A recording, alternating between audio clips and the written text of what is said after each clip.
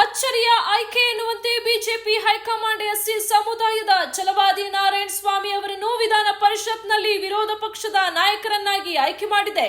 ಆ ಮೂಲಕ ಸಿಟಿ ರವಿ ಅಥವಾ ರವಿಕುಮಾರ್ ನಾಯಕರಾಗಬಹುದು ಎನ್ನುವ ನಿರೀಕ್ಷೆ ಹುಸಿಯಾಗಿದೆ.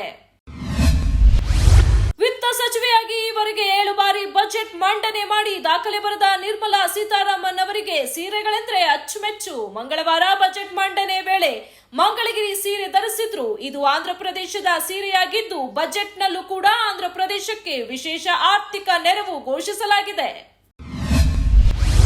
ಭಾರತ ಪುರುಷರ ಹಾಕಿ ತಂಡವು ತಮ್ಮ 2024ರ ಪ್ಯಾರಿಸ್ ಒಲಿಂಪಿಕ್ಸ್ ಅಭಿಯಾನವನ್ನು ನಿವೃತ್ತಿ ಘೋಷಿಸಿರುವ ಗೋಲ್ ಕೀಪರ್ PR ಶ್ರೀಜೇಶ್ಗೆ ಅರ್ಪಿಸಲು ಮತ್ತು ಅವರಿಗಾಗಿ ಪದಕವನ್ನು ಗೆಲ್ಲಲು ಬಯಸುತ್ತದೆ ಎಂದು ಭಾರತೀಯ ಹಾಕಿ ತಂಡದ ನಾಯಕ ಹರ್ಮನ್ಪ್ರೀತ್ ಸಿಂಗ್ ಹೇಳಿದ್ದಾರೆ.